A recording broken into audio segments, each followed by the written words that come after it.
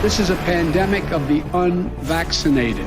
We must increase vaccinations among the unvaccinated with new vaccination requirements. It's not going to work. We have other countries with much higher rates of vaccination, and they're seeing record surges of COVID because that's what viruses do. Many of us are frustrated with the nearly 80 million Americans who are still not vaccinated. Their freedom. I want my freedom to live. Rest in peace, Wheezy. We are going to need the people to engage in age-old American tradition of simply saying, no, I'm not going to comply. Now, what are you going to do about it? It never stops. They want things to get worse because they want you to suffer so that they can grandstand on your suffering and push for even more control. They have criminalized freedom. They've made getting sick illegal. This isn't about COVID any more than the Patriot Act was about Al-Qaeda. It's about government asserting more control over your lives, your rights, your properties, and in this case, your bodily autonomy. It has a lot of vaccinated people alarmed because of the power grab that's involved. Enough is enough. We better change our tune and start resisting. Government makes up less than 1% of the population. If even 5 or 10% of Americans simply refuse to comply, all of this goes away. Absolutely, this is the hill worth dying on. We haven't given the statutory authority to any agency to do this kind of thing. There is no such thing as government power. There's only what we are willing to comply to. We're in the tough stretch, and it could last for a while. That's what this has always been about.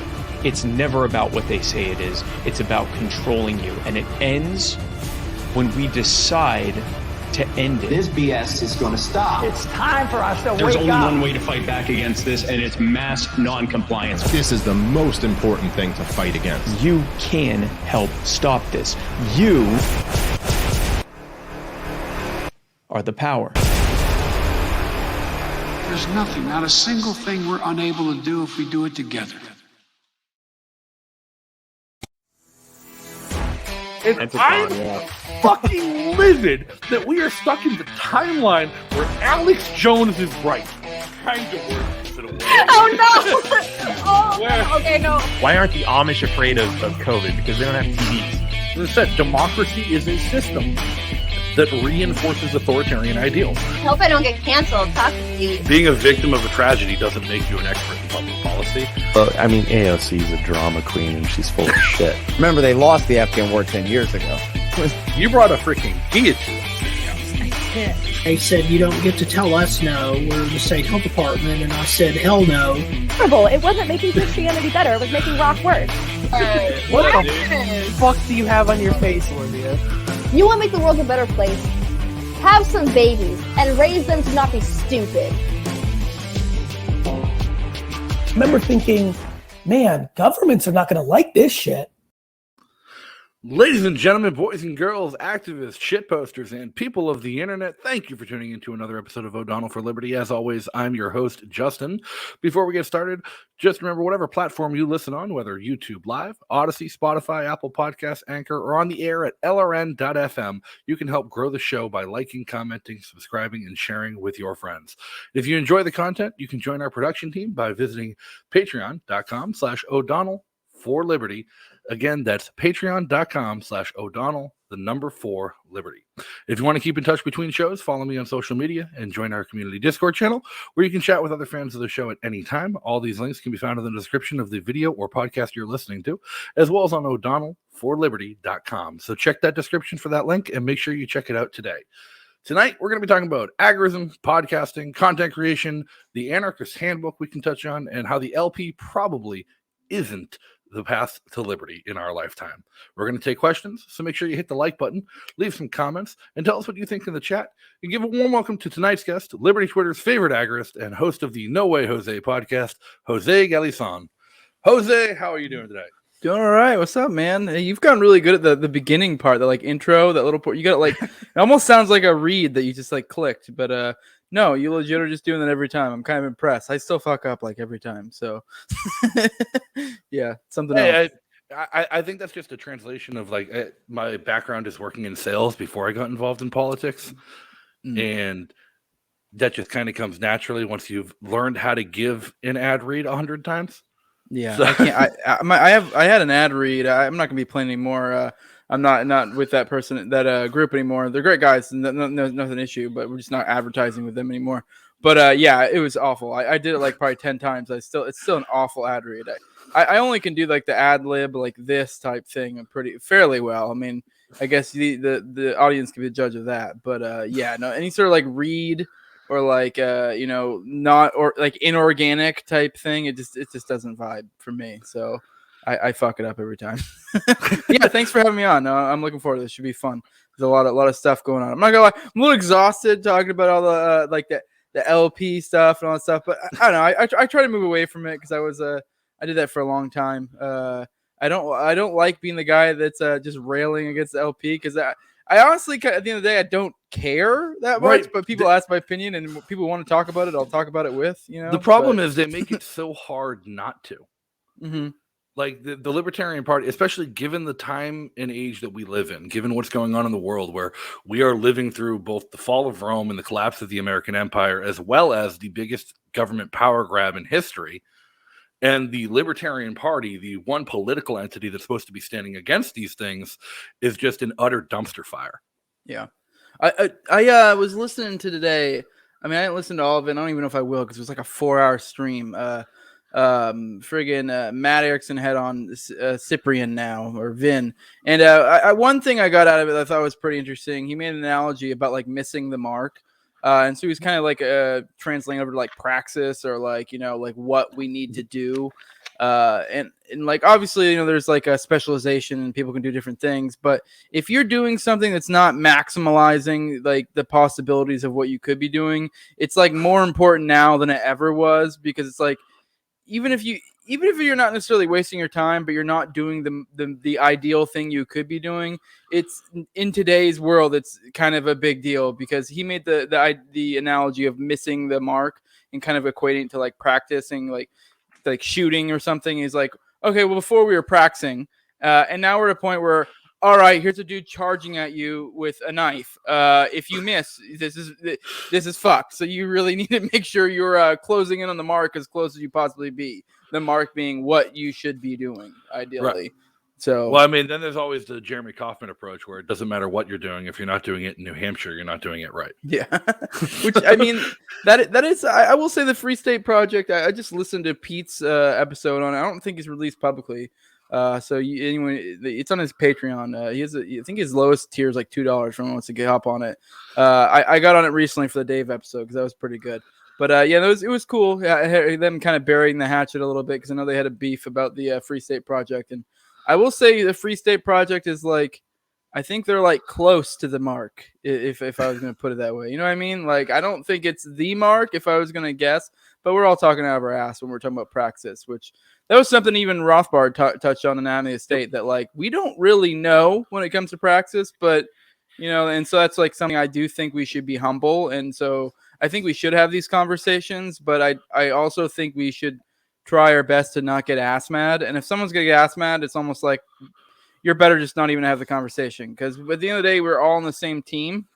We just may disagree with the route that some people are going. So I mean, I don't know. I guess I don't like, if for me, if I'm going to interact with somebody on like when it comes to like practice or what we should do, if they get like super butthurt about it, I'm like, okay, well, I just want to have this conversation with you. Like, what's the point? Like, there's no point burning a bridge or destroying a relationship when we're on the same team. If you're not like mature enough to have this conversation and not get upset, then I mean, whatever. It's not really worth it to fuck it up over that when it's like we're on the same team anyways. So, Well, I think a lot of the problem being had is the numbers problem. It's a who's involved problem, not necessarily who's not doing what. Because everybody who's involved, for the most part, is doing what they at least think they're best suited to do.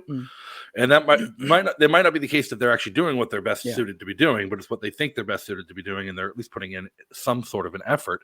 It's just there's so few people in the grand scheme of things who are fighting for human liberty and freedom and libertarian ideals that it's a real uphill battle. And so I think a lot of what is important to do that is finding people who can grow the movement, because once you start bringing more people in, you have more people to do the things that need to be done, and it's easier to gain momentum. One of the reasons the Free State Project has been so successful in New Hampshire is because it's had an exponential growth. In the first year, there was like 40, 50 movers, but now there's like 6,000 of us.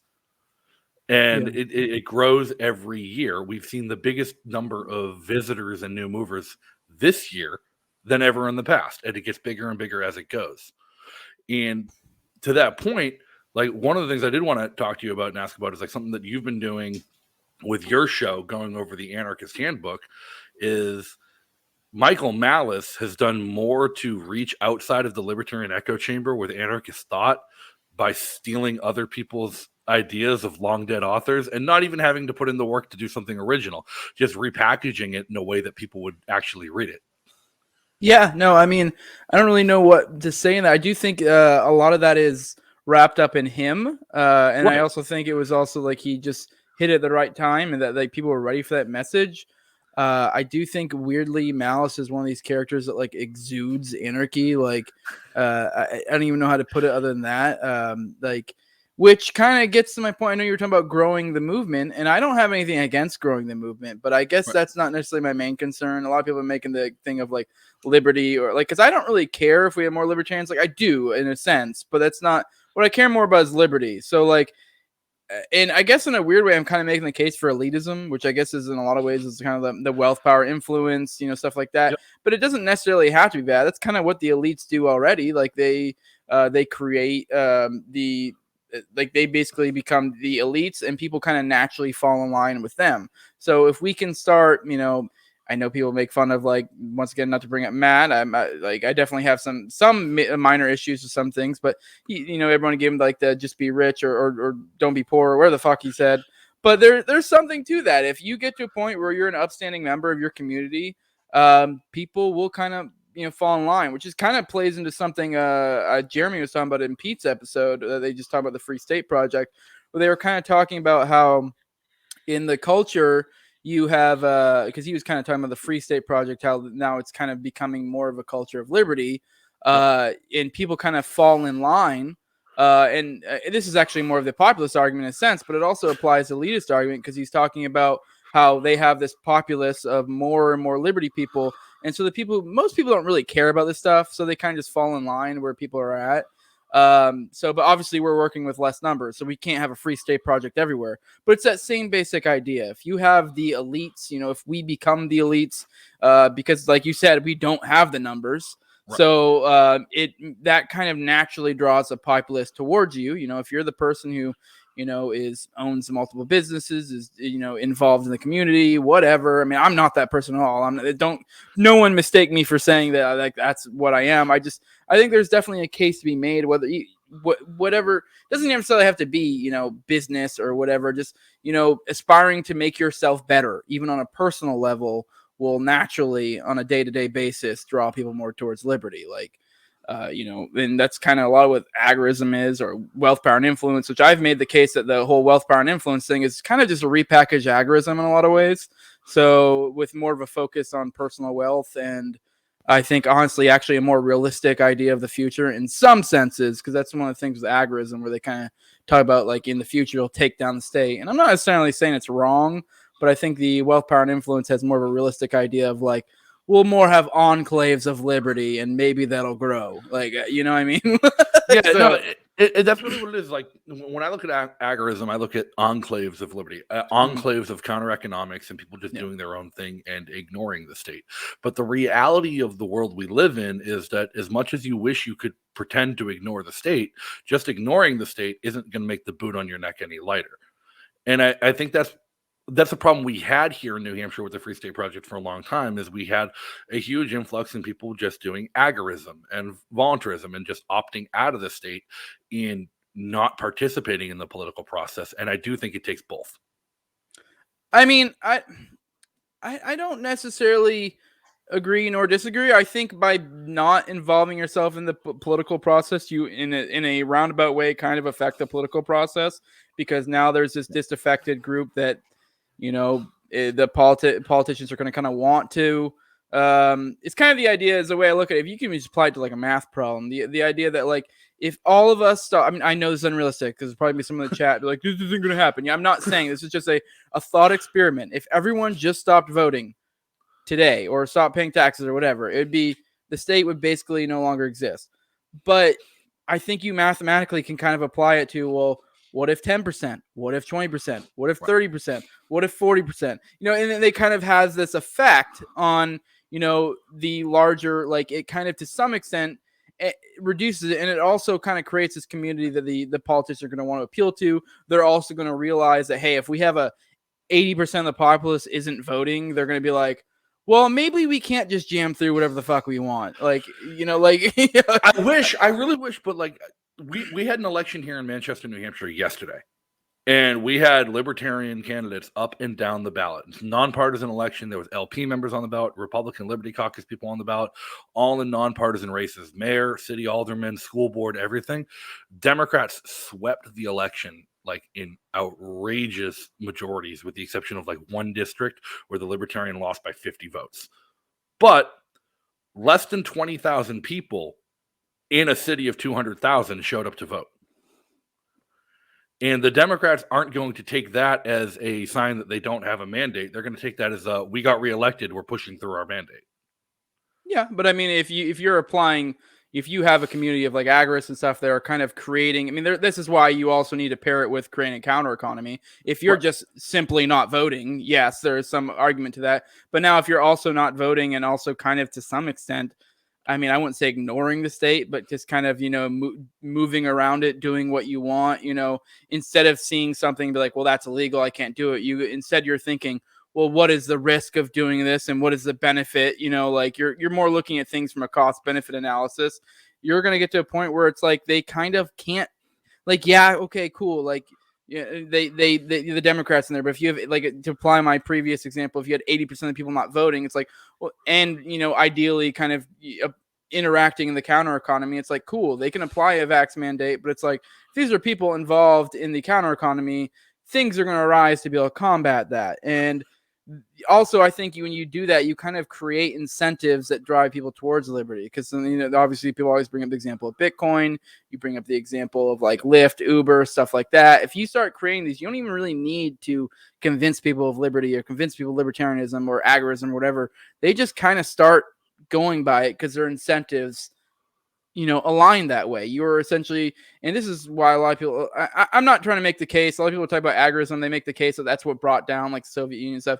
I don't have a strong enough grasp on history to really make that case. I know it's the thing Konkin did.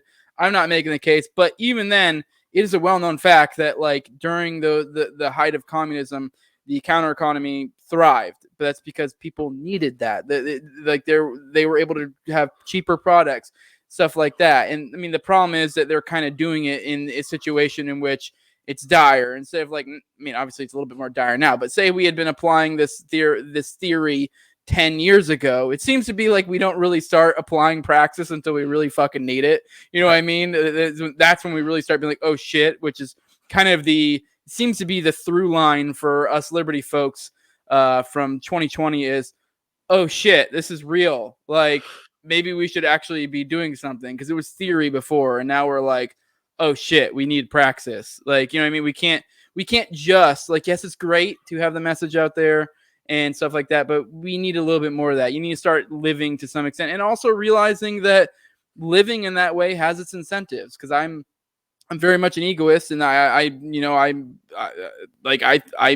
looking how things improve my life, and I think liberty actually improves your life on an individual basis.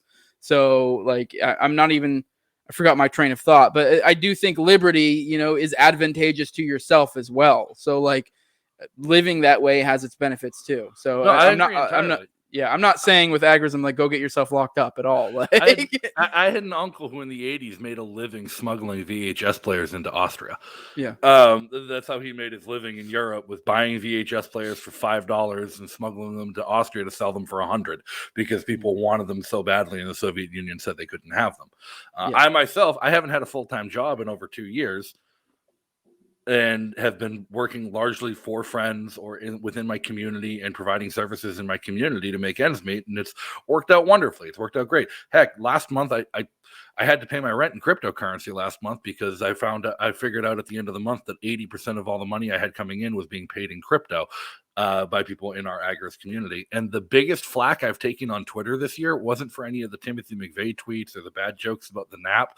It was for saying that the silver lining of the vaccine mandates was it was going to force a bunch of people into agorism. Yeah.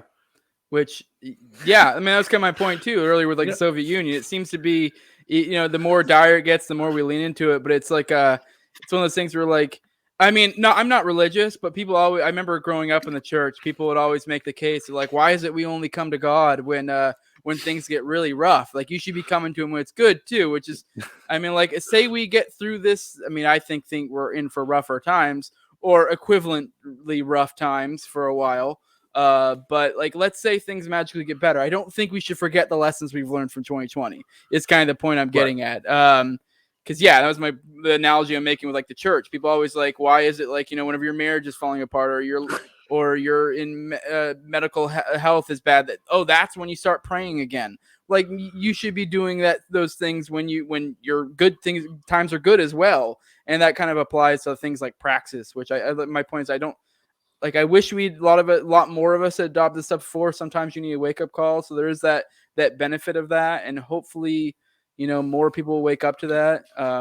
Yeah. I don't honestly, know. For me, the lockdowns and the pandemic were the trigger, but it wasn't, it was something I'd wanted to do. And it's something I had thought about for a long time. It's like, I want to go into self-employment. I don't want to be working for somebody else.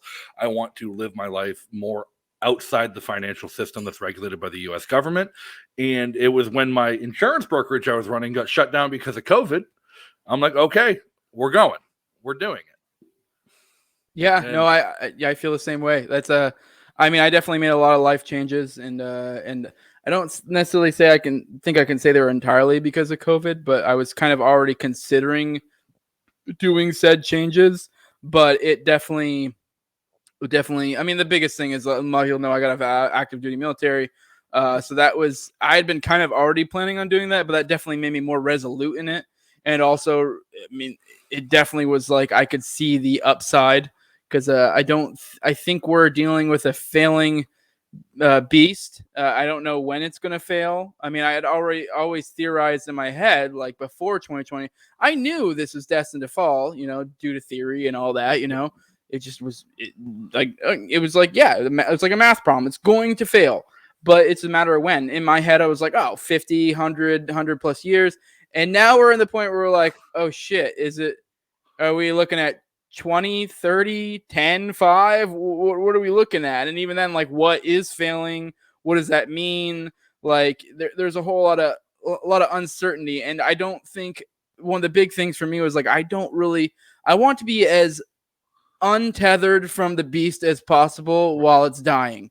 So like because I know there is some intuition, like say with like the military, that like, well, there's a steady paycheck. If the economy's failing, like, at least you'll have that. But it's like, yeah, but if the economy's failing, you're part of that thing that's failing. So I mean, I know a lot of people are like, oh, are you worried about like attacking citizens or something crazy like that? Not really. I was a mechanic, but like, I was infantry. Yeah, so even then I'm like, no, not really. But that's not my concern. I'm more like, I think we're about to see inflation, and I think for one, I think the culture of say something like the military is going to get really shitty here soon. They're going to like ramp that stuff up, and I also think even economically in the future, probably within the next 10 years or so, I think with inflation, I don't think that they're going to be able to raise the income. You were in the military, so you knew they gave pay raises to kind of like match inflation. I think we're going to see rapid inflation. I don't think the pay raises are going to match it. So I think slowly and like over time, I don't think it will work out well. But my point being is you don't want to be dependent on something, especially something that's failing. So it's going to be a lock-in for people in the military too. It's just going to make it harder to get out because like already like the military isn't paid all that well comparatively to what your military job would be in the private sector. It's not paid all that well. And in most I disagree, places, honestly. Where I was mostly work stationed Camp Edwards in Massachusetts, compared to what people on Camp Edwards were making from their military salary as to what they'd be making in the greater Boston area as a civilian, nowhere close. Where were you stationed? Where was this at? Camp Edwards in Massachusetts. Okay. Well, I don't know what the cost of living is like in Massachusetts because I was here in Florida. Retarded. So, I mean, I can go ahead and tell you basically after taxes, I was making roughly $60K a year. And as an aircraft mechanic with no fucking no certifications. I had no college. So yeah, I mean, it's. I mean, don't get me wrong. It's not like I was like killing it, but it's for considering my certifications and what I was doing and stuff, I definitely was doing well. Then you also got to think all the benefits, healthcare. Healthcare is expensive as fuck. I definitely think I was doing quite well. But I mean, obviously I was Air Force, you were Army, you were in a different place. That's the big thing. A lot of people don't realize that, like, depending on where you're stationed, it makes a huge difference because the housing allowance and shit like that. So, you know, I don't know. I definitely think we got more than well compensated, and that was probably the hardest thing of walking away. Is like, fuck, I definitely took a bit of a pay cut. So, well, yeah, in the Northeast, it's like you look at your paycheck, you look what your friends outside in civilian world are making. It's like, okay, but I can shop at the PX. Like everything's dirt cheap on base. It's like an Army base is a modern day company town. Like the money is paid out to people working on the base, and it's spent right back on base at fucking ACs and PXs, and it keeps that money circulating in its own like closed economy. And one of the things, like, I predicted, I like half jokingly said it when Biden said he was going to end the war and we were going to be looking at a military drawdown. I'm like, that's just going to speed up economic collapse, because if they start an actual drawdown and start like purging the military to get down to like sustainable numbers, then you're going to see places like Fort Bragg in North Carolina collapse. That entire city is based off the economy of the base. Yeah. And even then, for people in, I mean, if anyone is listening that's in, I was in for 11 years. I was in 2014 was when they had the last big drawdown. I think we're about to see a bigger drawdown. And 2014 was absolute trash. And it's still, to when I got out, there was still effects because, I mean, obviously, yeah, we're both anarchists here. I'm not in favor of the military, blah, blah, blah. But like, if you're a guy working there, we all know the way the military works, how much fluff there is in the fucking in the military. But where did they go to when they wanted to make cuts? They immediately went to personnel. They didn't make any cuts from anywhere else. So, and then but they didn't slow down the mission at all. So you were still doing just as much work with less people. And honestly, the way they did it then is they went by people who had like anything against the people who had DUIs or even minor things against their record. They're boom gone. And so a lot of those people were like your people had experience. So we for years and years and years had a huge cut, threw everything off, and it was just miserable, and it had a huge effect on the culture, on the morale, everything. And I think we're going to see that worse. But and they also around that time too, Obama was pushing in a lot more. I know it's going to sound silly, but it became a lot more PC. Like I know in my unit, we used to have like a Donger, the maintenance unicorn. That's what we used to call. We used to have stickers of them all over the place. There was a unicorn that had a penis for a horn, and it was hilarious. And we had stuff like that. Like we would just do crude mechanic, man stuff. And around that time, they started cracking out. I knew somebody who got kicked out because he drew a wiener in the aircraft forms.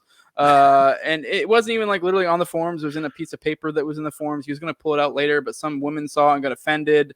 They got really PC, and they kind of backed off a little bit, at least where I'm at. But it definitely had its effect on the culture. Because I know a lot of people are worried about the military, going all tyrannical and shit. I don't think they're there now, but I do think it's not necessarily an impossibility in the next 5 to 10 years if they turn the culture around, which they've already set the seeds for. So well, think about what they're doing with the COVID vaccine. Think about what they're doing with the mandated vaccines in the military. It's like if you're refusing the vaccine, it's like no knock against you, but you're out. Like it's like you have a choice, but you're the fuck out. And what they're doing is like you're gonna have people who are making a decision to like best serve their family and stay in and get it even though they don't want it. But you're gonna get a lot of younger people who are like primed and were being groomed for leadership and non-commissioned officer roles who don't have families who are gonna say, nope, fuck it, I'm out. And you're gonna see a mass exodus from the military of people who with critical thinking skills, people who think for themselves and people who are willing to question bad orders. Yeah. And they're going to be left with only the ones who are just going to follow orders and do what they're told. Yep. No, I don't remember. I was talking to somebody about that recently. Yeah, it was pretty, in a sense, if that was, maybe that was one of the knock-on effects. I don't know if that was on purpose, but it was definitely, if it was on purpose, it's genius to do that because it's their way to clear out the thing. They don't even necessarily have to give them any sort of like, because I know in 2014 they were offering people like like early separation for like with benefits, all sorts of crazy benefits. I'm like, I'm sure all these people not taking the vax, I'm sure they'll probably get all their normal benefits they would get getting out. I know a lot of people are freaking out they're getting dishonorable discharges. I highly doubt it. I guess it's possible. I don't see that happening. But my point being is like they're going about it way more ham-fisted, and they can get them out like nothing. And yeah, and it definitely has this effect of who are you keeping? You're keeping the compliant people, which I know a lot of people say the best leaders are the best followers. I've always found that to be horseshit. Being in the military, the best leaders were. I mean, don't get me wrong. There's a balance. I'm not saying like either. Obviously, there are people who like, hey man, we need to do this thing because I was like a mechanic, and there is some instance of like experience of like. And sometimes maybe you should just trust someone's experience. So maybe you don't always want to be the crazy guy who's just a dick and just, just questioning everything, takes everything and doesn't push back at all. So there is definitely a balance to be had there. Yeah, so, we had a joke in the infantry that the best NCOs made E4 twice. Yes. Yeah, we had similar stuff like that. Yeah. So it's like I remember one time a friend of mine got demoted from 5 to 3 for a DUI on orders. In National Guard days, we got sent to a school. He got demoted, and then a couple months later at a drill, the sergeant major and the colonel come to our fucking drill to do something with our unit, and he notices my friend walking by, brand new, fresh rank on his uniform, and Sergeant Major's like, "Oh, is that new? Congratulations." He's like, "Wrong way, Sergeant Major." He's like, "Oh, it happened to be 3 times." No,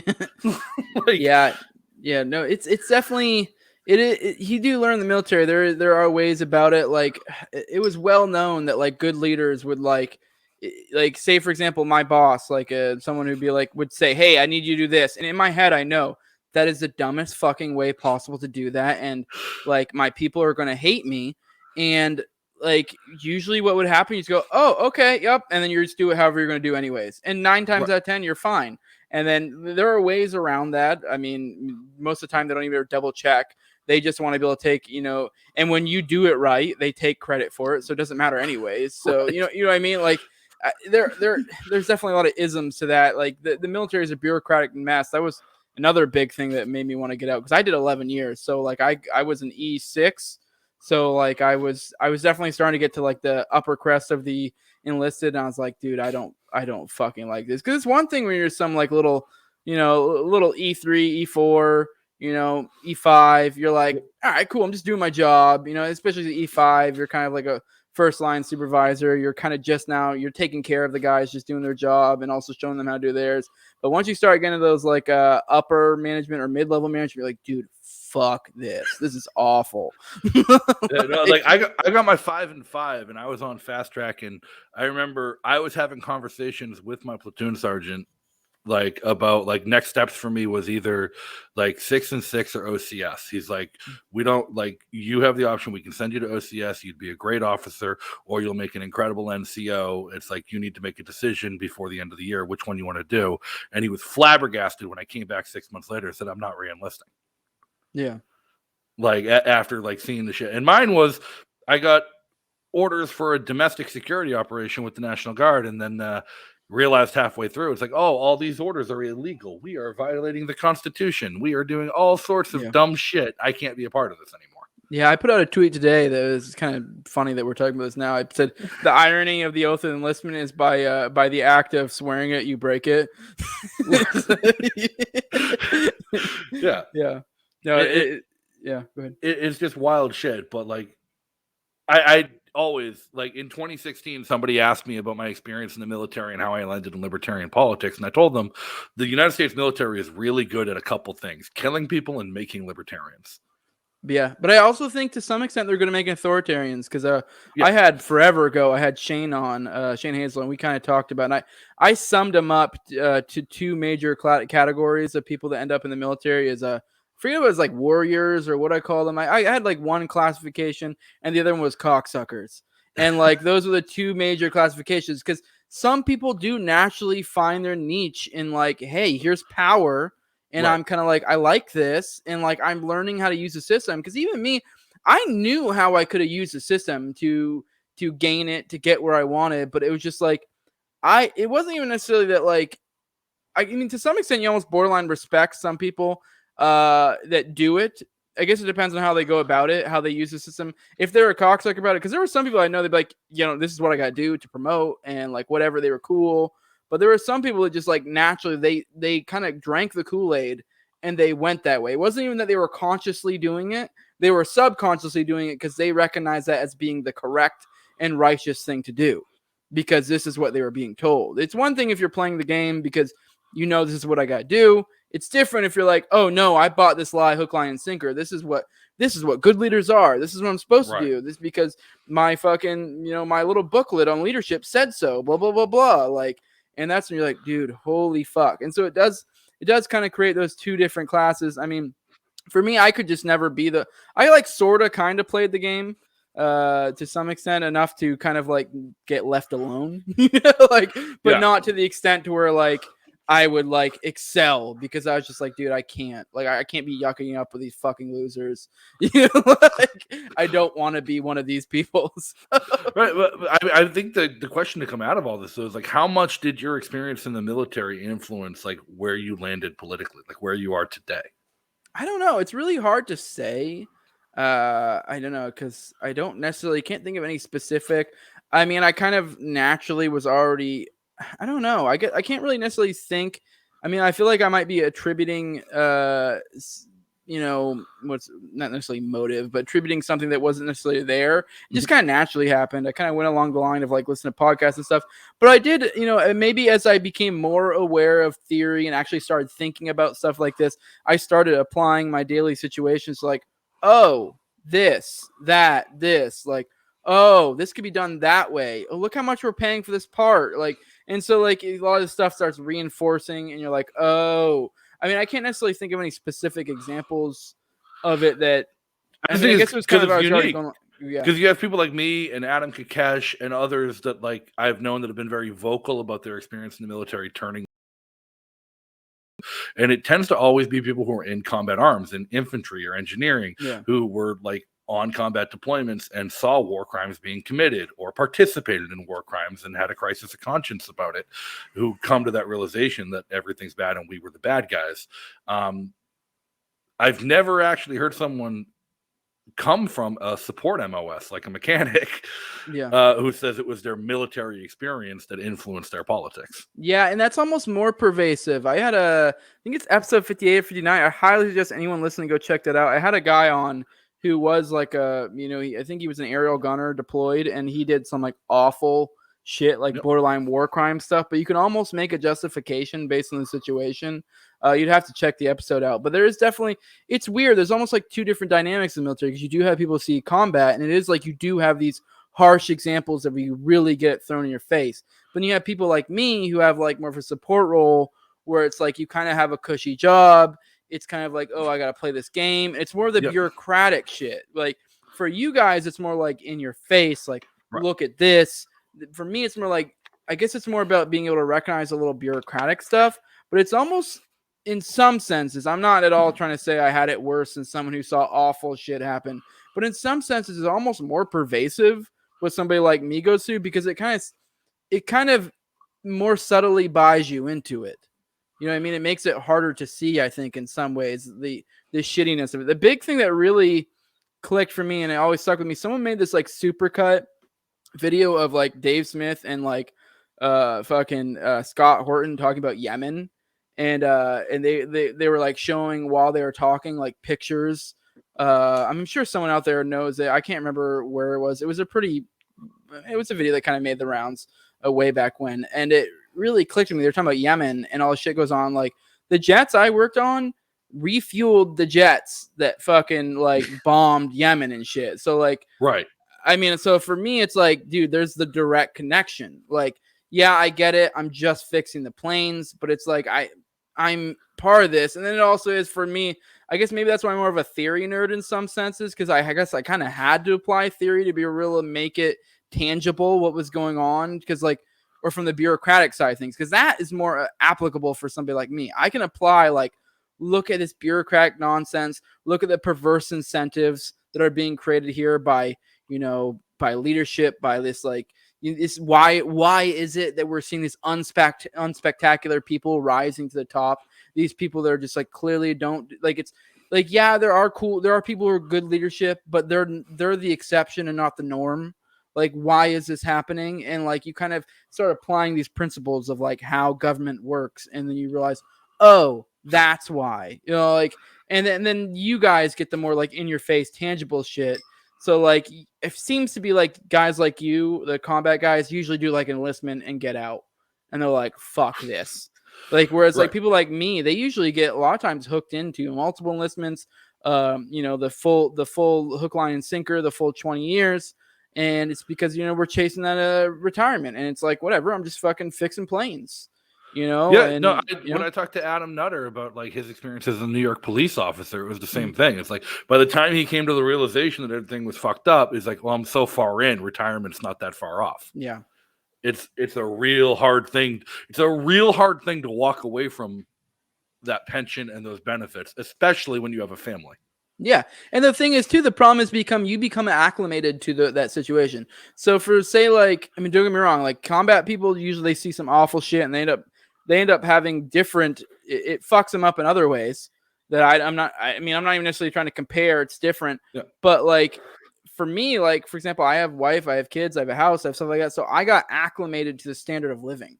Whereas somebody like a 4-year fucking dude who just was, in the desert fucking grinding, like.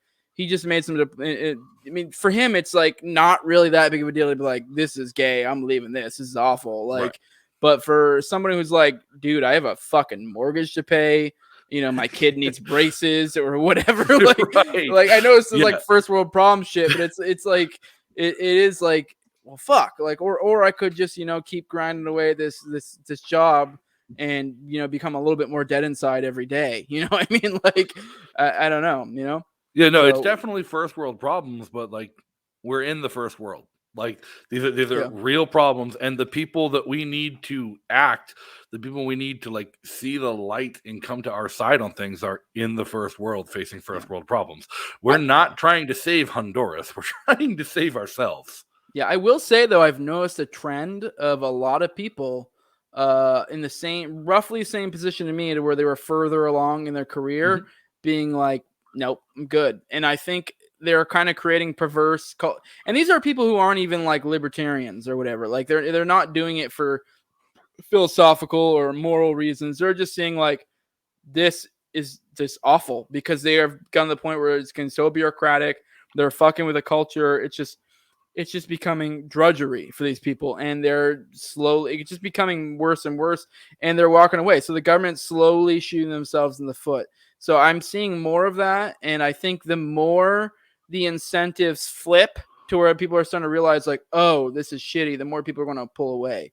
But it is also the more they're kind of sucked in to some extent, if that makes sense. So because the deeper they're into their career, the more like, shit. So it totally makes sense to me. And honestly, it does surprise me that certain people in support MOSs don't kind of get the like hit real quick about how corrupt, like fraud, waste, and abuse classes are classes in how to commit fraud, waste, and abuse as much as they are how to recognize and prevent it. But like my terminal orders, like when I was on my way out, when I said no to reenlistment, like 2 weeks after I rejected reenlistment, my company got deployment orders. And they're like, well, you're not going to come with us unless you reenlist. I'm like, I'm not going to fucking reenlist. And so they transferred me over to a supply company to work in CIF as the fucking pick things up and put things down for CIF guys for the next 6 months until I was done. Yeah. And holy shit, like when they started training me in the fucking supply job, like end of budget year purchase orders. Like, I don't know how that doesn't make anybody who works in supply against government waste. Yeah. No, I remember when I made E5, they sent me to leadership school, and I remember they broke down how budgets work for the government, for the military, and I was like, even me, I mean, I was a little bit more like if I had to say where I was at in the fucking like in the spectrum on my journey at that point, I was probably more in like the Dave Rubin fucking spot, where I was like, I mean, not Dave Rubin now, but Dave Rubin like 3, 4, 5 years ago. I mean, don't get me wrong, I guess Dave Rubin now would be roughly ish too. But I was kind of that Crowder, Dave Rubin spot. So I was like kind of that like minarchist, libertarian-ish, conservative-ish. But even then I was still like, wait, what? Like, you guys are given budgets, and if you guys go over it, I mean, you guys aren't able to go over it unless, I mean, there are like forms you can fill out to be able to possibly go over it. But if you go under it, it will reduce your budget, and you must get to it. And if you meet it exactly and you request at the end of the year, like, hey, this was enough, they'll expand it. I'm like, well, now apply this to every fucking unit. Like, obviously the incentives are use all your money and request more money. So like, I mean, like anyone with a couple brain cells to rub together and go, wait, what? Like, this is going to exponentially increase costs. The worst thing I've ever seen is because like I went to Massachusetts Maritime Academy for college. I was the weird kid in the Army who, like, during my college time went to a naval academy and was figuring that I would go work civilian side for the Navy because what the pay was like after I graduated college. And working in an engineering department on a Navy ship for like an internship in school while still in the Army was one hell of a weird experience. But I remember watching a chief engineer in the Navy fill out a purchase and requisition form for $40,000 worth of O-rings. And then having like the third kid fresh out of college, like, well, why do we need that many? That's like 10 years worth of O-rings. He's like, I don't know what the fuck else to buy, and we have to spend the budget. Yeah, no, they would. I know for our units, they would come around. They'd be like, "What do you guys want? You guys need anything? You want anything?" And they, new boots, like, new like I don't know, ping pong table, what a gym, I don't know, shit like that. And it's like, I don't know, it just blew my mind. But I mean, to your point, you were talking about that, like, I don't get how people don't get that. You gotta think a lot of these people are just. I mean, I know you kind of were at the end of your enlistment and you started fulfilling a supply role. But most people that, like, say the supply guys, that's gonna be like their MOS, and they came in off the street out of high school and they're taught like, hey, this is what we do. And so you're just kind of like, hey, this is what's going on. And it doesn't quite click because you're just some new guy, and you don't, when you're 18, 19, 20 years old, you're probably not really thinking these things. This is how things are done. They've always been done. They're always you also just came out of tech school, basic, whatever. You're still like impressionable. You're like, you're not even really thinking about this. You're just glad that like the reins are being let off a little bit off of you, because you're like, I mean, I don't necessarily know how the Army goes, but I know basics sucks. Tech school sucks, but a little bit less. And then you get to your first duty station, and you're like, wait, you guys are cool basically as long as I don't get a DUI or like rape someone, and like I can just basically do whatever as long as I'm at work on time, and like there's no weird, like I don't have to march or do any weird shit like that. You're like, no, you're good. I mean, maybe salute people when you're in uniform. That's about it. And you're like, whoa. You know? It's a little bit different in the infantry. You still have to do stupid shit in the infantry, but I know Air Force is a little more lax. I know I remember I had a buddy once who was like, while I was in, he was like, he was former Army. He was like, doesn't it suck that, you know, don't you hate having to come in every day and come in early and do PT and all this shit? And I'm like, dude, what the fuck are you talking about? I show up for work and fucking fix planes, then go home. Like, it's a job. Like, I don't know. Maybe every once in a while they make us do PT, but I do think that culture is a little bit different. There's an Air Force base in Massachusetts, Hanscom Air Force Base, and I'd occasionally have to go there and do stuff. And the culture on the two bases was so wildly different, where like the Army guys, it's sure you have to show up at 4 a.m. for PT. It's fucking grinding, miserable work. But then on the off hours, nobody gives a shit. Like you're walking around, like you don't have your hat on, hands in your pockets. Nobody's going to say shit. Like the workday's done. Who cares? Go home. The Air Force Base, if you miss a salute to a second lieutenant, you're going to have a sergeant major down your ass. Yeah. Like it was just a little bit different, but like nobody had to show up at 4 a.m. Yeah. No, dude. Yeah, lieutenants are the funniest, especially the longer you're in, the more you're like, the more obvious you're like, what is this gay shit? Like, this dude is some dude fresh out of college and he's supposed to be in charge of this entire unit.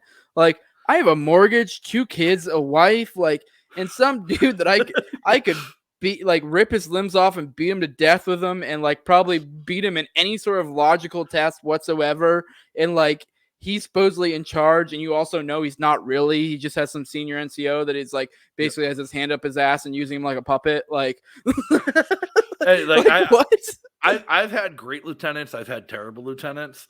Like I've had a lieutenant who, after getting a briefing from Navy SEALs, said never go that way without a battalion-sized element and dedicated air support. The next morning said, okay, we're going that way with 20 guys because he was chasing a badge. I've had a lieutenant who showed up Like, he showed up for PT at 4 a.m. His first day in the unit, just got transferred. Didn't tell anybody he was a lieutenant, was just hanging out, smoking with the guys. And then he comes down, like, he's like, oh, yeah, I'm the lieutenant. I'm like, oh, but you're cool. Are you sure you're a lieutenant? And then he goes and changes, comes out. He's like an older dude, and he's got his fucking butter bar and his SS badge and all his combat deployment badge. I'm like, oh, you're prior enlisted. That makes sense. And then my last, I call it my turning point mission because it was the mission, it was a deployment, it was a security mission in Boston, Massachusetts that made me realize we were fucking wrong. And that was the straw that broke the back, and I had to get out of the military. I was the highest ranking enlisted person to volunteer for the mission. And so I end up being the NCOIC of a fucking battalion sized element as an E5. And I'm like, well, this sucks. And they introduced me to my lieutenant, who's the only officer that volunteered. And the lieutenant walks over, kid's 22 years old, had just graduated college 4 weeks ago, hadn't yet been to BOLIC, so hadn't gone through basic. The ink is still wet on his commission. And I'm like, this is going to suck. He introduced himself. He's like, you're in charge, Sergeant O'Donnell. I'm like, you're the smartest officer I've ever met. And then later that afternoon, when we were walking to delivering food to our guys at all the checkpoints we'd set up, a protester sits down in front of us in a lawn chair and starts reading a fucking book. And the lieutenant starts screaming at him. He's like, you're obstructing traffic. You're going to be detained. I start dying laughing. The lieutenant's like, what's so funny? I'm like, he's reading 1984. And then I had to explain the plot of 1984 to a college-educated second lieutenant when I realized you're the dumbest officer I've ever met, like in the same day. Yeah, no, that was something that got me. I mean, I had to say I've never really had many issues with like lieutenants. I mean, some like higher level officers, I've never really had issues with, but it'd be kind of like and really some senior NCOs where they have this idea of that I should like treat them like with some deference, like borderline like they're royalty. And don't get me wrong, get it, you got to do the salute, all that shit, and like do your formalities. But they would have this air of like I'm better than you, and you're like. And you could just tell that like you're not a very impressive individual. And that's a through line of the military in general. If you just read a little bit, you're like, and that's really just, I guess, humanity in general. Right. But still, it's like, it's even worse. You're like, oh, we have this strict rank structure that like, and like these people really get off on being, above other people. And you're like, dude, like, yeah, you don't really hold and it's not even to be like I'm some like I don't think I'm really a genius like but it's like, dude, you don't hold a candle to me. It's a lot of like it's one of the biggest problems that I've had with bad lieutenants is when they don't respect the experience of people that they outrank to that point. It's like you might have studied the book, you might know everything they told you to do in OCS or Officer Basic. But if you're not listening to your NCOs who've gone through this 100 times before about what doesn't actually work, then you're not a smart individual. Yeah. I mean, the way it works where we were at in the Air Force is usually they had a senior NCO they were paired up with. And so really, like, they were just a mirror of them. Like, I don't know. For example, I used to, like, dip back in the day when I was, a mechanic. And, like, I had a few different LTs that were, like, when they had a senior NCO that was really, like, wigging out about that. Like, we shouldn't be doing that. Like there'd be LTs that catch me like, hey man, don't just come on, put that out. I don't want the senior NCO see you do it. And like yeah. They're literally just a reflection of where their senior NCO is. So yeah. I never really had too many issues with them. They're generally cool, but it really is like the only sucked of the senior NCO sucked. But even then you knew it wasn't really them. They were just kind of being their senior NCO's bitch. It tends to there tends to be like a real clear like what was your path to becoming an officer? Were you an ROTC kid or an academy kid? And it's like almost universally it's the academy kids who think they're better and that they know better. Yeah, for sure. Yeah, no, definitely the prior enlisted guys were always the coolest because they know, and most of the time they usually it seems like the prior enlisted you talk to them and they did it from this like position of like. It's kind of this idea of like, I'm going to fix the system, which we can kind of apply that to libertarianism easily, but like, it's the same idea of like, oh, I'm going to, and there is something valiant in there. It's like, a good LT that's like prior enlisted is kind of the equivalent of like a Thomas Massey or some shit. We're like, right.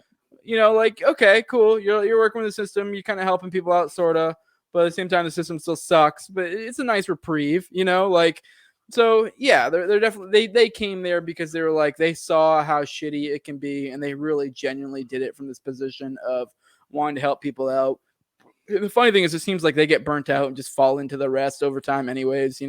So as they get higher up, but yeah. No, I had a friend of mine who had pitched an idea of something that he thought would be great activism, was because Smedley Butler's War is a Racket is in the public domain. You can print it up as much as you want. Would be Great to book, print a copy to mail to the cadet mailbox of every single cadet at all 3 service academies. You might only get the message across to 2% of them, but that's 2% that are going to get the goddamn message. Yeah. No, that's a great book for sure. Maybe I ought to do a live reading on that sometime or some shit. That'd be a good one. Whenever you finish the Anarchist Handbook. Yeah. No, I started doing live readings of Agris Primer with Caleb Brown from, I forget what his show is now. He just changed it to something else like Faith and Praxis or some shit. But I think I might start doing more of those more often. I might see what my patrons want, see what they're interested in. But yeah, I don't know. You run out of content after a while. You become Jose the audiobook. Yeah, exactly. I don't know. I weirdly like the Anarchist Handbooks ones. I'm not doing live readings, but those ones have those have been kind of what has made my mark, sort of, if whatever little mark I have, I guess. Those definitely have been great. And they've been kind of cool too because I'll go through and read them, and I'll read them multiple times to get them to sink in before I have a guest. And it's kind of fun picking the guests. I think I haven't talked to Pete yet, but I think Pete might be the next one. God, which one is it?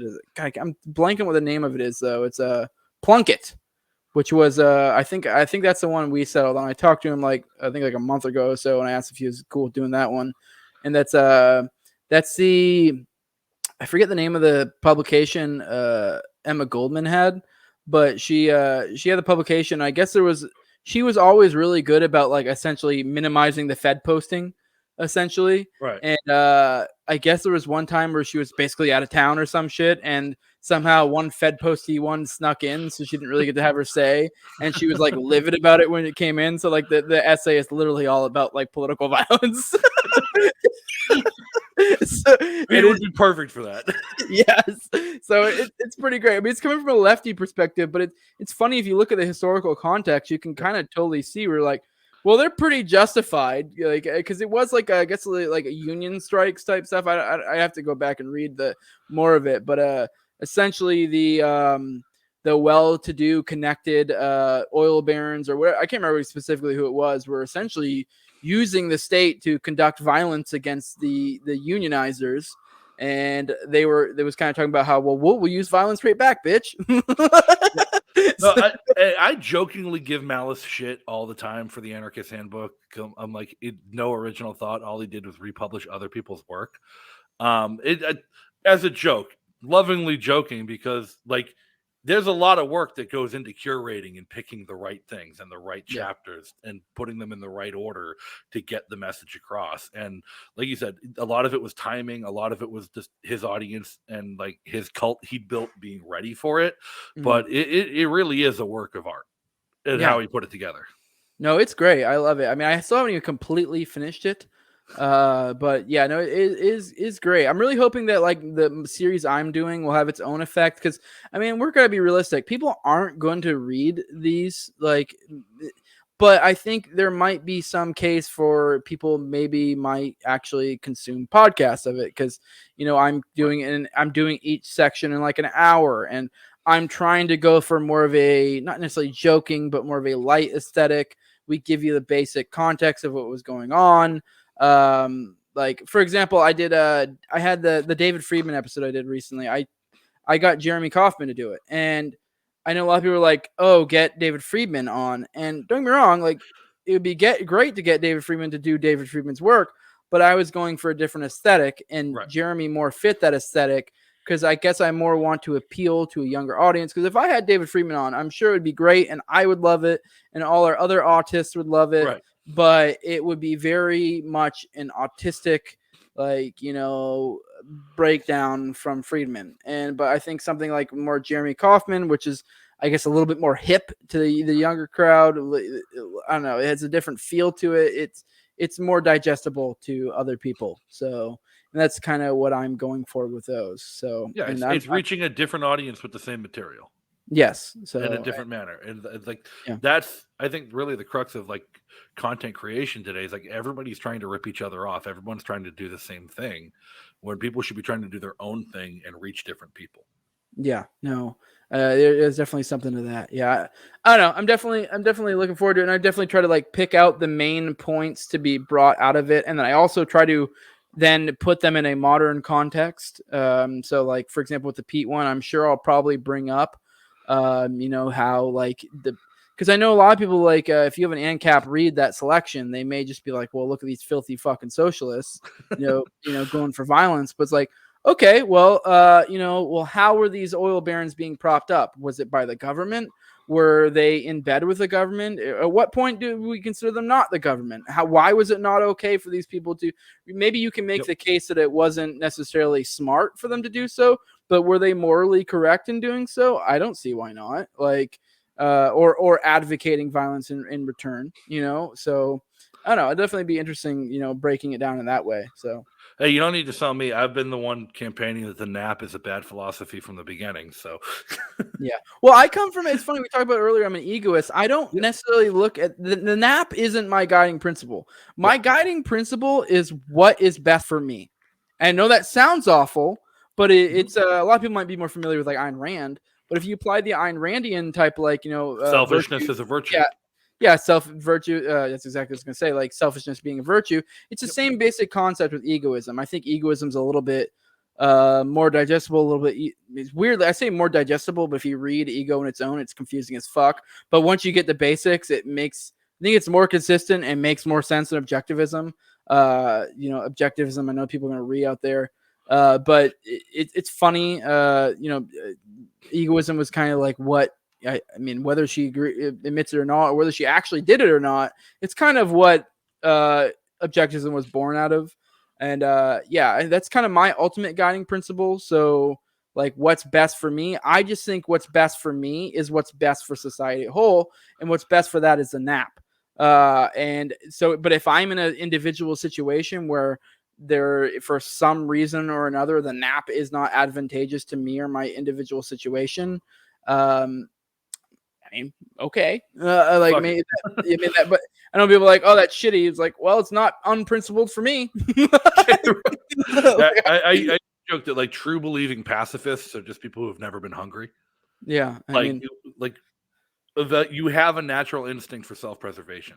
Like to deny your natural instinct is not going to like suit you long term. So like if you deny your natural instinct for self-preservation, you're not doing what is best for your own liberty. So how can you do what's best for anyone else's? And if you extend that, it's to egoism and objectivism. It's like what's right for me is what's most important. Yeah, and even then to apply it, what's right for me is to have a society in which, because I mean, what's right for me is what's right for my family, which is what was right for my community, because I exist within these realms. And I think what serves those best is the NAP. So if I want the NAP to, what's the word I'm looking for, to be propagated, to continue, it's best if I live by that way. Now, there might be individual situations where my short-term needs outweigh the long-term needs, and for whatever reason, maybe they aggress it. Like, I don't know, say a situation like, I don't know, say someone attacked my family, and then, they then were no longer aggressing and they ran away. I'd already killed a couple of the people that were doing it, and the person was going away. Maybe if I had some inkling this person may return, and maybe I don't know for certain. I mean, at the end of the day, I'm more concerned about my safety and my family's safety. So, I mean, I don't know, maybe someone could make some case that's not breaking the NAP, but I mean, I don't know. I'm not necessarily saying I wouldn't. I mean, little shot to the back of the head kind of deal, Hey, it all comes down to how you define initiates. If you want to get around the NAP and argue that you didn't break it, and that's been one of my big problems with it, is like the cultists, the cult of the non-aggression principle, people who take it as their sole guiding principle in life, and like everything has to be NAP compliant, don't realize how vague of a philosophy it is. And it can be used to justify just about anything if you play with the definition of words. Yeah, I do want to. You kind of brought up something I've been thinking about a lot lately. I know the big thing lately in our movement is it's the people who are like, this is how it's being framed right now. It's like the principled people and the people who are like, well, we need freedom or whatever, and like we gotta do what we gotta do, and like I don't know if that's unprincipled, whatever. And it's like, I think if you're in a situation to where your principles don't comport to reality, then you probably have shit principles. So I'm not necessarily against principles. I just think you need either better principles or reorientate your perspective. Because I actually think it's bad. Because I have heard some, maybe not necessarily major thought leaders kind of make rhetoric that is along the lines of like, well, maybe we shouldn't be so principled. It's like, well, I actually don't like that because that sets a bad precedent of like, kind of to some extent conceding that your principles are bad. It's like, well, you should be, if you're in a situation where you're conceding that your principles are bad, you should be finding different principles, not abandoning principles. You should be finding different principles, or maybe, finding a different perspective from which to understand your principles. So, because I don't like that. I feel like it's kind of this, because people are like, well, we got to do what we got to do. We got to, this is one thing Konkin talks a lot of, that your means should comport with your ends. They should be consistent with your ends. And I think that because a lot of people are like, well, I need to do this thing, and I know this isn't necessarily consistent with my principles, but in the end, it should work out. It's like, okay, but now you've set a precedent. No, it's not going to probably end up with your ends. So like maybe you need to find a different way to understand it, because you need to find a way to make these things match up. And if you're in a situation like, I'm kind of almost taking the third position in this realm here, because I actually like the principled people. And the big thing's the public-private thing. I've been making the case for a while, and this isn't an original thought. I kind of got it from Konkin, is we need to be looking at the public-private divide, not as a binary, but as a spectrum. Because that's what it is. And a lot of people are like, well, how will we know? Like, maybe Hail Meta. Typically no. I don't fucking know what to tell you. A lot of people are like, well, where do we draw the line? I'm like, I'm sorry, I don't have a perfect line to draw from you. You need to use a little bit of rationality and be able to determine like roughly like where this is at on the spectrum. If you're not perfect, I don't want to tell you. We've seen libertarians being willing to shift that line in the past year with the mask mandates and COVID mandates. And like when it comes to things like private business and private property, all of a sudden, after years of defending private property and the right to discrimination, the same people who had a problem with Gary Johnson saying bake the cake, all of a sudden have a problem with private businesses having mask mandates because they're public accommodations.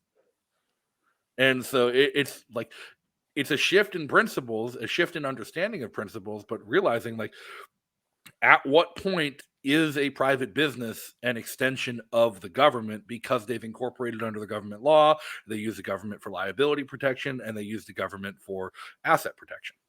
Yeah, and this is exactly what I'm getting at, where it's much more, I think it makes it way more understandable and way more able to, accommodate with principles if you make the shift of understanding it this way. Because it's like, I'm sorry, I'm not going to act like fucking Apple is a private company. I mean, they are to some extent. Or Facebook. Yeah. But even then on the other end, some little ma and pa shop down the road, they're not entirely private either, but they're more like 99% private, 1% public. And, I know a lot of people, it really breaks the libertarian brains to understand it that way, because they're like, they really want this like clear delineation to where like, well, when is it this and when is that? I'm like, well, that's the nature of fascism. It blurs the lines. Like, I'm sorry, at some point, these are actors of the state. So, I mean, so for example, with say with like DeSantis and then the old wheelchair is fucking like anti-mandates or whatever. It's like, yeah, I'm sure if I could have maybe legislated that, I could have made it a little bit more consistent. But like, I mean, like, even then you got to understand it's under a spectrum. So you're not always going to get exactly what you want. And I'm not even saying I advocate for what they did, but like, I mean, maybe if you understand it along those lines, is a little bit different. Ideally, I would prefer that, like, say with like DeSantis' stuff, that it didn't apply to smaller businesses, or maybe businesses that don't fall under a corporation label or something, So, but yeah, Where I landed on that, it was during our last executive council meeting here in New Hampshire, where the executive council soundly rejected federal mandates. They said the federal government cannot come into New Hampshire and spend money to impose a mandate. An executive councilor then proposed a resolution to ban employers from having mandates. And the governor spoke up and said, no, the moment you do that, we're slipping into fascism and communism. We cannot regulate private employers from making voluntary contracts with their employees on any manner in which they want. It's like, well, I get we don't want a mandate from the government, but fighting a mandate with a mandate's a bad thing. And I'm sitting like, hell yeah. But then I look a week later, and one of the biggest hospital systems in the state is on the verge of shutting down because they can't get nurses, because the nurses don't want to be vaccinated. And at what point is like a hospital system a piece of critical infrastructure and an essential service to the state and the community in which it resides? At what point do you have to tell them you can't have these mandates because you have an obligatory service to provide, because you lobbied for a certificate of need from the government and told everyone else they weren't allowed to build another hospital here? Yeah, you lost me for a second with that last statement. And I'm like, yes, okay, you're getting what I'm saying. Because, yeah, that's what I'm saying. Like, they are, I think, basically, like 99% of the fucking medical system at this point is essentially a wing of the government. So, like, if the federal government applies some sort of mandate and then the state government provides an anti-mandate against these organizations, it's kind of like, I know, like, even me, I came in, we were talking about agorism at first. Like, I'm not necessarily advocating for one or the other, but I'm definitely not advocating against either, because it's like, to me, that's just government fighting against government. Like, whatever, like, cool. Like, I don't give a shit. Like, you're not going to find me complaining when the government tries to stop the government from doing government shit. I'd love if healthcare looked like what it looked like 40 years ago, where it was more of a decentralized market-based approach, where you had direct primary care was the norm 40 years ago in this country. People had relationships with personal doctors and personal doctors' offices and local clinics where they got their treatment. But it's not, because of healthcare laws have made it so expensive and impossible to do business as a private practitioner with all the overhead and legal liability, that they're forcing doctors into these large medical groups. And they've forced consolidation into big hospitals that are then hyper-regulated by Medicare and Medicaid as an arm of the government. Yeah. No, medical insurance is like fucking ridiculous. So goddamn expensive. I would like to see more solutions pop up. I know I saw one thing I was looking into, maybe possibly looking into recently, was like a fucking, they were doing like more health shares and stuff, which I don't really know the pros and cons of that. Tom Woods did an episode on it recently. So we might, I don't know. I mean, the more they get bloated, the more we might start seeing, things to compensate. Cause the medical system is just insane at this point. So, yeah.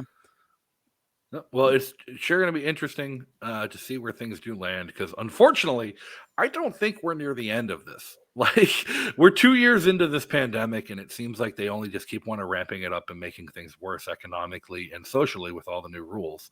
And like now we're seeing with airline travel becoming an arm of the government, with them mandating masks for airline travel or mandating how airlines handle things. They're talking about regulating interstate commerce, so people who want to drive trucks can't drive trucks across state lines if they're not vaccinated. And it's going to be a big problem moving forward. And I don't think things are going to get better in the near future. I don't know. We just had Robbie Bernstein on Tower Power recently, and I'd kind of been thinking this a little bit, but it's like I don't want to, get too hopeful. But I think we might be starting to see a pivot. I think they may slowly drop the pandemic thing and shift to something like global warming. And I'm not even necessarily saying that in a way. I'm not even necessarily saying that in a way of like things will necessarily get better. I think they might just get different. I think they're going to slowly, if I had to guess, I mean, I might be wrong.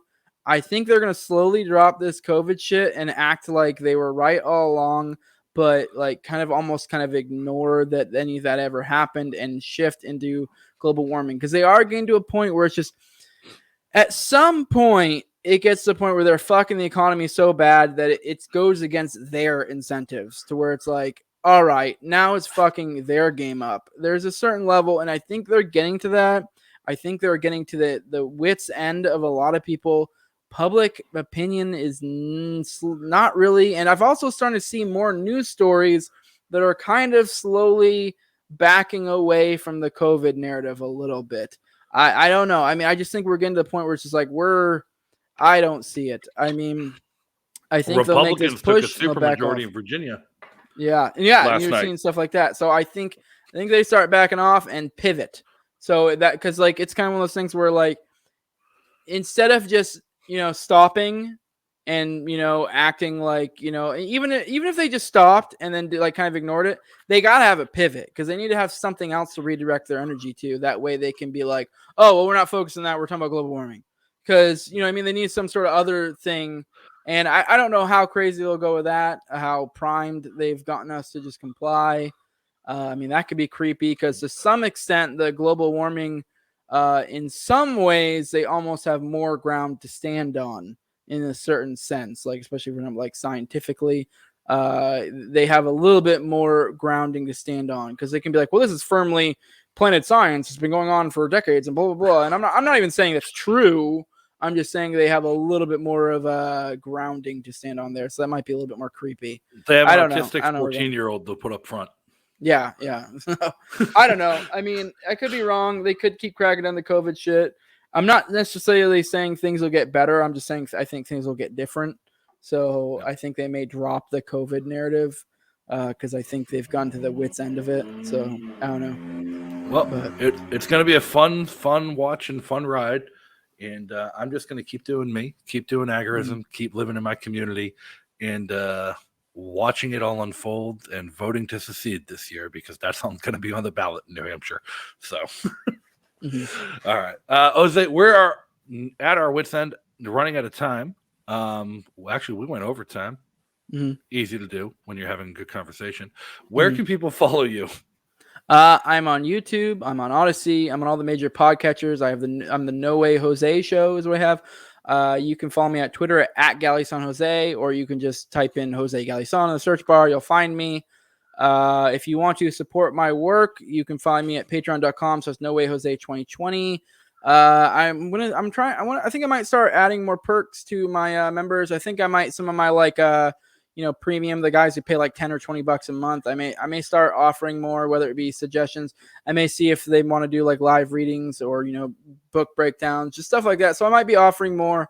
I'm definitely, especially if you're one of the higher paying ones, I'm definitely willing to offer more stuff.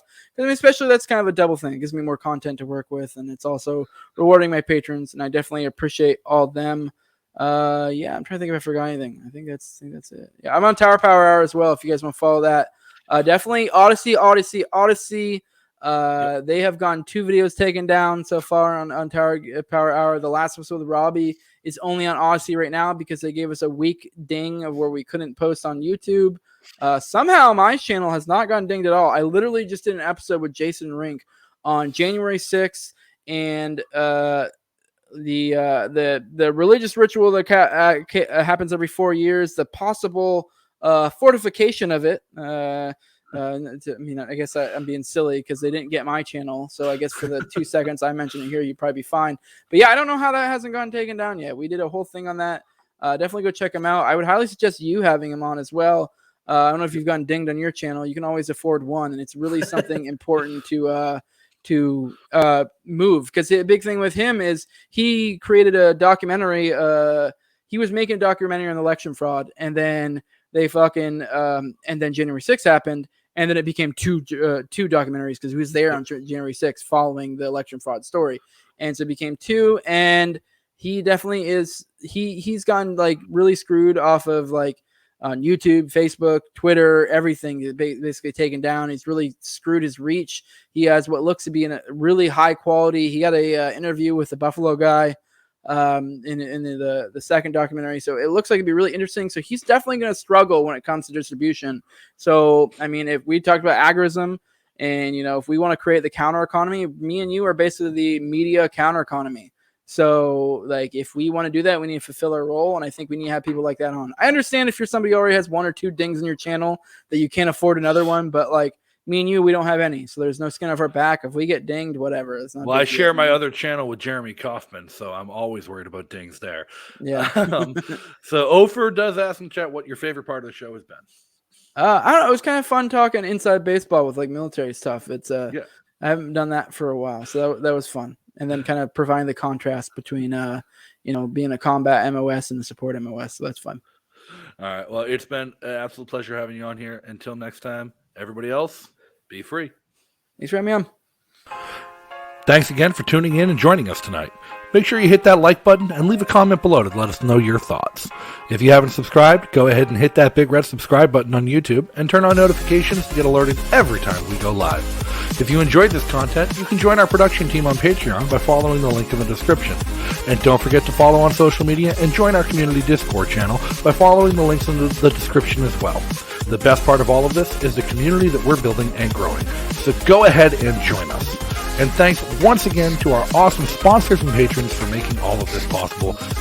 And if you can't catch the show live, you can always catch it the next day on YouTube, Odyssey, Anchor, Spotify, Apple Podcasts, Breaker, and wherever else you listen to your favorite podcasts. So until next time, everybody, be free.